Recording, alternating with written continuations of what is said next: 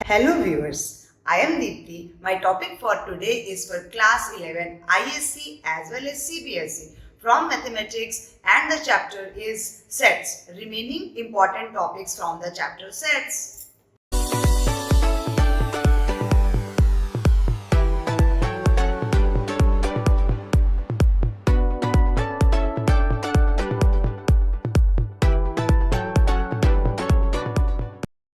We have seen many important topics in part 1.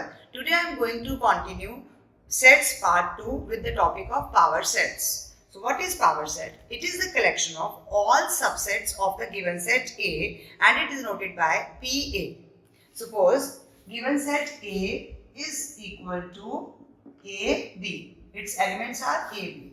So इसका हम कैसे डिनोट करेंगे? पावर सेट PA को किस तरह से डिनोट किया जाएगा? सबसे पहले नल सेट. हर पावर सेट का हम एक एलिमेंट नल सेट को लेंगे. नल सेट, उसके बाद A एक एलिमेंट हो जाएगा, B एक एलिमेंट हो जाएगा और A और B एक और एलिमेंट हो जाएगा. तो ये हमारे पावर सेट के एलिमेंट्स हो जाएंगे. If a set A has n number of element, then number of elements in power set PA is equal to कितने number of elements आएंगे is 2 raised to power n. अगर इसके अंदर 2 number of elements हैं, तो it means हमारे इस case में 2 की power 2, it means 4 elements होने चाहिए थे और 1, 2, 3, 4 हमारे पास 4 elements हैं इस पावर सेट में.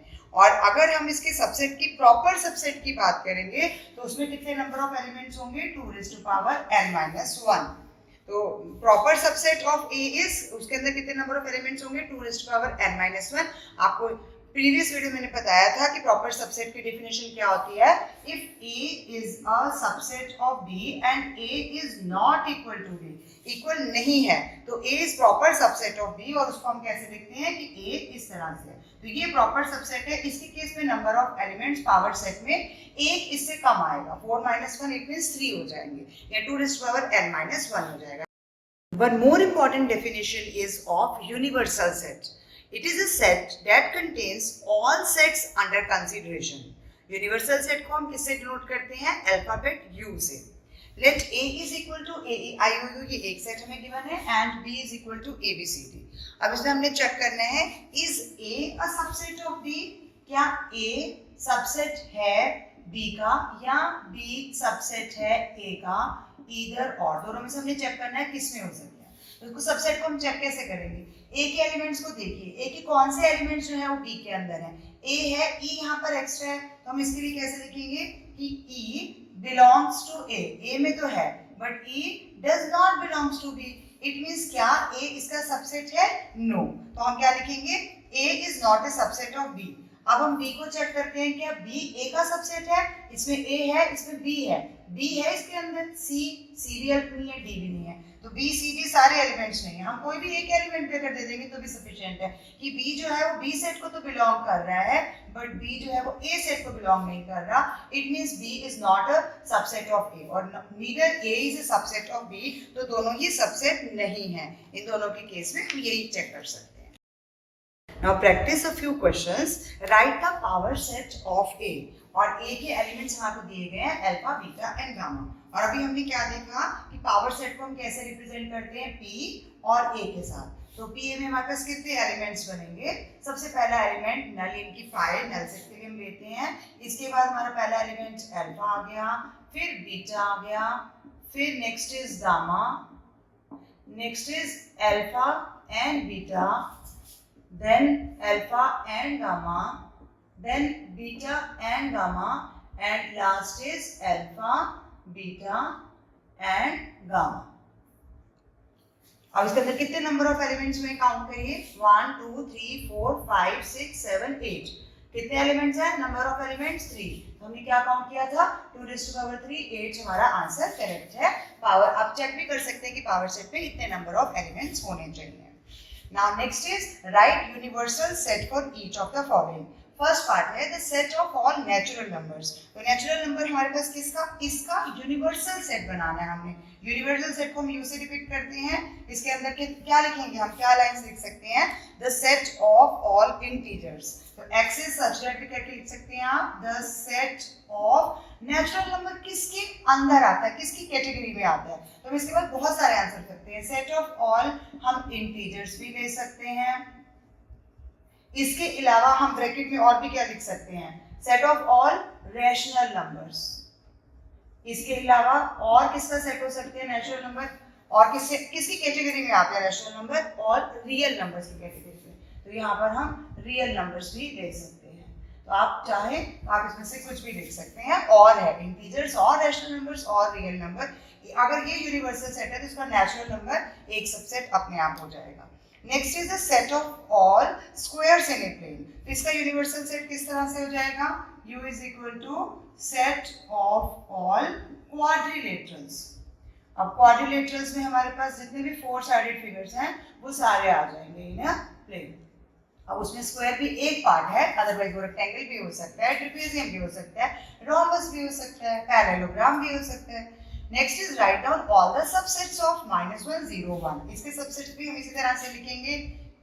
सबसे पहला 5, then -1, then 0, then 1, then -1 and 0, then 0 and 1, then -1 and 1, and last is -1 0 and 1। और लास्ट में 2 ब्रेसेस लगाना नहीं भूलेंगे।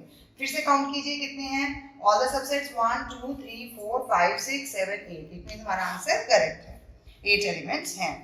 लास्ट है find the number of proper subsets of कितना, सिर्फ नंबर बताना है, हमें नंबर पे फोकस करना है, कितने नंबर ऑफ प्रॉपर सबसेट्स होंगे। अब नंबर ऑफ एलिमेंट्स अंदर कितने हैं, 1 2 3 4 5। हमें प्रॉपर सबसेट पूछा गया, हमने क्या फॉर्मूला पढ़ा था, नंबर ऑफ प्रॉपर सबसेट्स में हमारे पास कितना आ जाएगा, 2n-1। यहाँ 2 नंबर ऑफ एलिमेंट्स 5 हैं, तो 2 raised to power 5 -1, it means 32 -1, it means 31, क्योंकि हमें सिर्फ नंबर पूछा गया था। अगर एंट्रीज पूछी जाती तो 31 एंट्रीज लिख सकते थे हम। Now coming to the topic of operations on sets. Union of sets, first of all, it consists of all those elements which are either in A or in B or in both, या A में है या B में है या दोनों में है। तो किस तरह से हम डिपिक्ट करेंगे यूनियन को, A union B is equal to, हम इसको नोटेशन में लेते हैं सेट बिल्डर फॉर्म में, is such that A X belongs to A के अंदर है, और लेंगे हम X belongs to B। जो ये और वर्ड है ये ज्यादातर हमेशा यूनियन को ही डिस्क्राइब करने के लिए यूज होता है। हियर कॉम्यूटेटिव लॉ भी हमारा अप्लाई होता है जब हम ऑपरेशन में इसकी यूनियन की बात करेंगे। तो क्योंकि A यूनियन B अगर हमारे पास है तो B यूनियन A का आंसर भी वही आएगा, क्योंकि हमने सारे एलिमेंट्स लेने हैं जो दोनों में हैं, इधर इन A और इन B और both in A and B। तो दोनों में है तो हम उसको इस तरह से कॉम्यूटेटिव लॉ का एप्लीकेशन भी कह सकते हैं। इसके अलावा एसोसिएटिव लॉ भी अप्लाई होता है। एसोसिएटिव में यूनियन हो गया और बी यूनियन सी हो गया, ए का बी के साथ, बी का सी के साथ। अगर हम 2 सेट्स का भी लेते हैं तो एसोसिएटिव लॉ के हिसाब से क्या हो जाएगा कि ए का यूनियन बी के साथ पहले हम अलग से ले लेंगे और फिर हम इसका सी के साथ ले लेंगे। तो इट मींस इसमें भी हमारा एसोसिएटिव लॉ अप्लाई होता है जब हम ऑपरेशंस में यूनियन की बात करते हैं। इसके अलावा अगर ए बी का सबसेट है और इसके अलावा, तो इसका आंसर हमारे पास किस तरह से आएगा, अगर मैं ए यूनियन बी लेना चाहती हूँ तो उसका आंसर बी ही आ जाएगा अगर ए उसका सेट है। तो हमने यहाँ पर 3 प्रॉपर्टीज देखी हैं जो कि तीनों प्रॉपर्टीज यूनियन पे अप्लाई होती हैं, कॉम्यूटेटिव प्रॉपर्टी, एसोसिएटिव प्रॉपर्टी, और यहाँ पर अगर ये इसका सबसेट है तो उसका आंसर भी बी के इक्वली आ जाएगा, क्योंकि ए के सारे एलिमेंट्स बी के अंदर हैं, उसी का सबसेट है ना, तो उसका यूनियन लेने के बाद बी ही वापस आ जाएगा। इसको अभी हम अप्लाई भी करेंगे। Now coming to a few practice questions. Practice question में if A is equal to 1 2 3 4 है, B 3 4 5 6 है, C 7 8 9 10 है, तो इन तीनों का यूनियन हमारे पास कितना आ जाएगा। तो हमने A यूनियन B और B यूनियन C हमें तीनों की वैल्यू निकालनी है। तो कितने एलिमेंट्स आ जाएंगे इसके अंदर हमारे पास, तो A के पास है 1 2 3 4। अब इसमें 3 ऑलरेडी आ गया तो 3 हम दोबारा नहीं लिखेंगे, 4 भी आ गया। नेक्स्ट इज 5 एंड देन 6, 5 6 तक आ गया। नेक्स्ट 4 एलिमेंट्स हमारे न्यू हैं 7 8 9 एंड 10। तो इट मींस सारे एलिमेंट जितने भी हैं सेट्स के अंदर वो कवर कर देंगे, बट हमें किसी भी एलिमेंट को 2 बार रिपीट नहीं करना। तो ये हमारा यूनियन आ गया, इसका आंसर ये है। Next is let A is equal to AB। इसके 2 एलिमेंट्स हैं, B के अंदर ABC है, हमें ये चेक करना है कि A B का सबसेट है और फिर हमने इसका यूनियन निकालना है। तो अब A B का सबसेट है के लिए हमें क्या चेक करना है, इसके अंदर दो ही एलिमेंट्स है ए और बी, और वो दोनों एलिमेंट हमारे बी में आ रहे हैं। तो हमें बस इतनी सी लाइन लिखनी है, since all elements of A are present in B, तो इट मींस ये ए उसका सबसेट है। तो हम लिखेंगे यस ये पॉसिबल है क्योंकि all elements in A are present in B. अब जब हम इनका यूनियन निकालेंगे, जो कि हमें कहा गया है कि ए यूनियन बी निकालें, तो ए यूनियन बी जब हम निकालेंगे तो क्या एलिमेंट्स आएंगे, यहाँ से हमने ए में से ए एंड बी ले लिया, अब ए एंड बी हमने रिपीट नहीं करना, इट मीन सी लेना है। तो आप खुद देखिए आंसर किसके इक्वल है, बी के इक्वल है। क्या प्रॉपर्टी पढ़ी थी हमने, ए यूनियन बी का आंसर बी ही होगा अगर ए इसका सबसेट है तो अगर उसमें यस है तो हमारा आंसर उसमें बी नहीं होगा। नेक्स्ट आता है ए के अंदर एलिमेंट्स है 2 3 5 7 9 और बी जो है वो नल सेट है, 5 मींस नल है, नो एलिमेंट इन इट। तो इसका यूनियन क्या हो जाएगा, जब बी में कोई एलिमेंट ही नहीं है तो अगर हम ए यूनियन बी कैलकुलेट भी करेंगे तो 2 3 5 7 9 इट मींस सारे एलिमेंट्स वापस आ जाएंगे जो किसमें है, ए में, क्योंकि बी नल सेट है। इट मींस जो दूसरा सेट होगा उसी के सारे एलिमेंट्स यूनियन का आंसर होगा। Next operation is obviously intersection of sets. Sets which consist of all those elements which are present both in A as well as in B.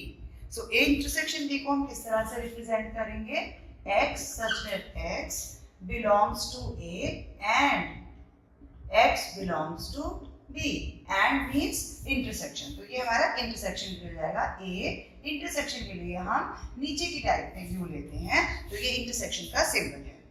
अब यहाँ पर कॉम्यूटेटिव लॉ भी अप्लाई हो रहा है, associative law भी apply हो रहा है, जो अभी हमने पिछले यूनियन में देखा था। इसके अलावा यहाँ पर डिस्ट्रीब्यूटिव लॉ कैसे एप्लीकेबल होगा, सपोज हमने ए का यूनियन लेना है और बी इंटरसेक्शन सी के साथ, तो यहाँ पर डिस्ट्रीब्यूटिव लॉ कैसे अप्लाई होगा कि हम ए यूनियन बी ले लेंगे, पहले ए यूनियन बी और फिर इंटरसेक्शन आ जाएगा और फिर ए यूनियन सी आ जाएगा। तो इन दोनों का भी हम ले सकते हैं, ये डिस्ट्रीब्यूटिव लॉ यहाँ पर भी अप्लाई होता है। ये वाइस वर्सा, अगर हम बाहर इंटरसेक्शन ले लेंगे और अंदर यूनियन ले लेंगे तो भी हमारा लॉ अप्लाई करेगा, क्योंकि ए इंटरसेक्शन बी मींस जो दोनों में कॉमन है, यहाँ पर यूनियन लेके फिर ए इंटरसेक्शन हम सी के साथ भी ले सकते हैं। तो दोनों लॉज जो है ये डिस्ट्रीब्यूटिव लॉ के अंडर आते हैं, जो दोनों एप्लीकेबल हैं हमारे इंटरसेक्शन ऑफ सेट्स के लिए भी।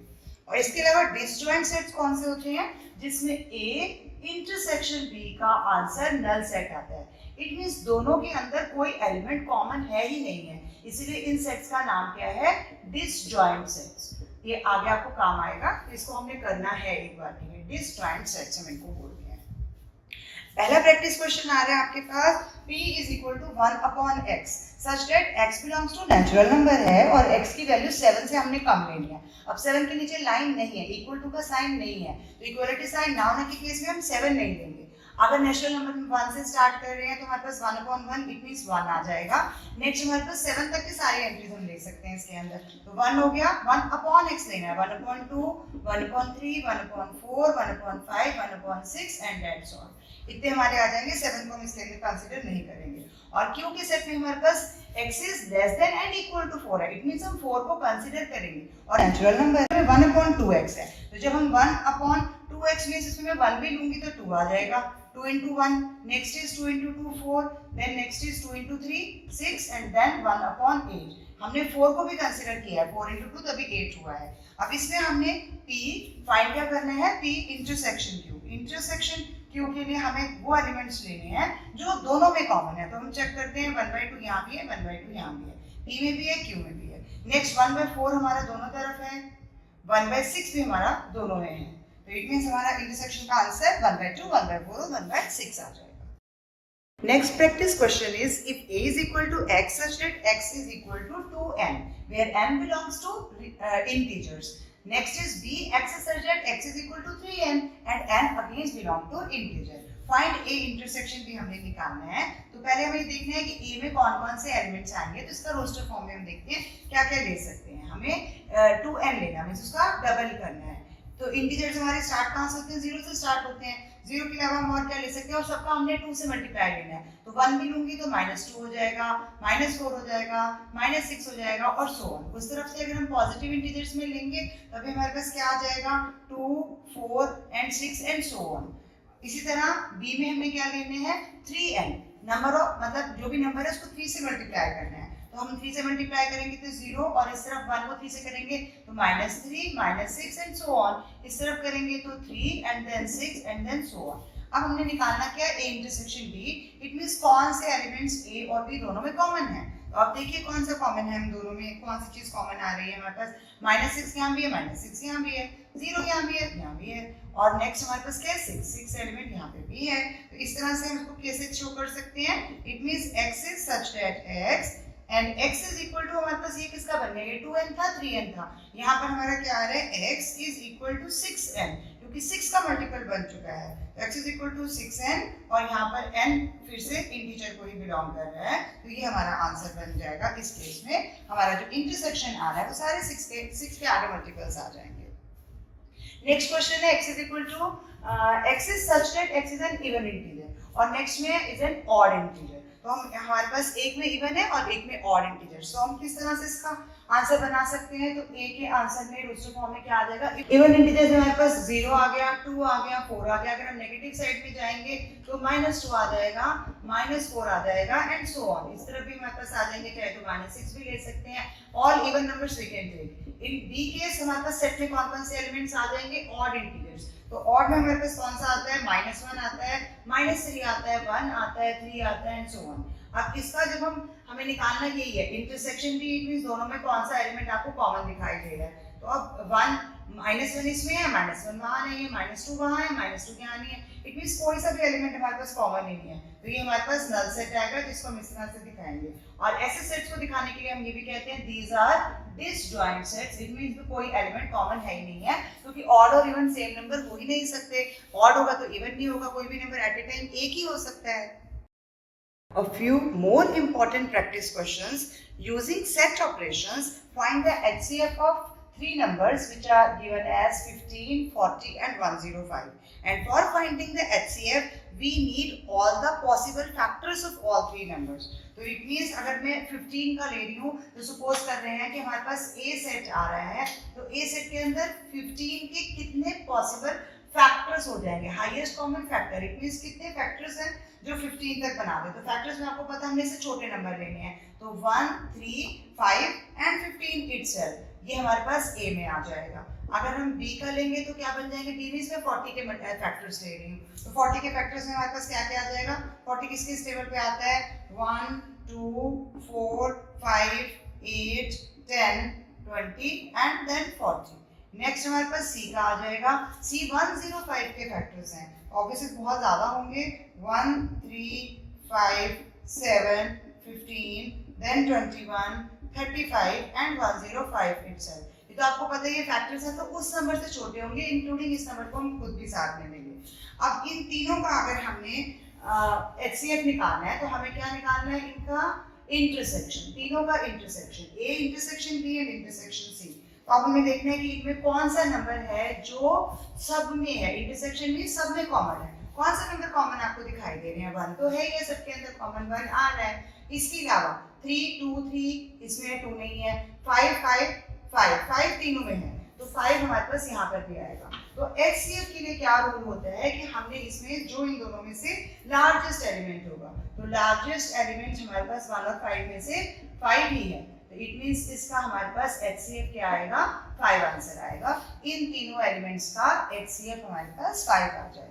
तो हमने इसको सेट्स में प्रॉपर लिया, क्योंकि हमारा क्वेश्चन क्या था, यूजिंग सेट ऑपरेशन, क्योंकि हमने नॉर्मल LCM या HCF तो करके दिखाना नहीं है। इसी थीम पर एक और question, find the HCF of these three given numbers 21, 45 and 105। अब यहाँ पर फिर से हम A सेट बना रहे हैं, जो कि 21 के फैक्टर्स हैं। 21 के फैक्टर्स में हमारे पास क्या कौन-कौन से टेबल में आता है, 1, 3, 7 एंड देन 21। इसी तरह सिमिलरली B का क्या बन जाएगा 45 के लिए, 1, 3, 5, 9, 15 and then 45। Next is C के लिए कौन से हैं, 105। तो 105 के अभी हमने किए भी था, 1, 3, 7, 5 एंड देन 105 इटसेल्फ। ये हमारे पास सारे मल्टीपल्स फैक्टर्स आ जाएंगे इसके।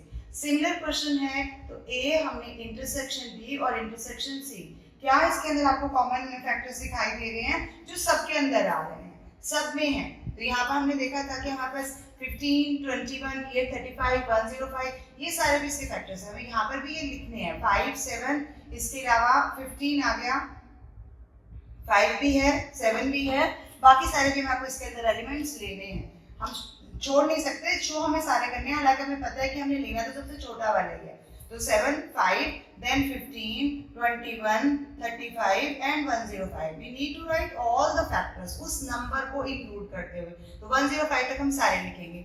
हाँ जी, लेकिन इनके अंदर सबसे लार्जेस्ट एलिमेंट बाद में देखेंगे, पहले सब में कॉमन कौन सा नंबर है। 1 सब में है और 3 भी सब में है, 7 इसमें नहीं है, 9 इसमें नहीं है, तो हमारे पास नंबर्स में क्या आएगा 1 and 3। इट मीन्स हमारा लार्जेस्ट एलिमेंट कौन सा बन जाएगा, तो हम क्या लिखेंगे, लार्जेस्ट एलिमेंट इज आवर, यहाँ पर दोनों में 1 और 3 में से 3 ही है, तो 3 हमारा आंसर होगा।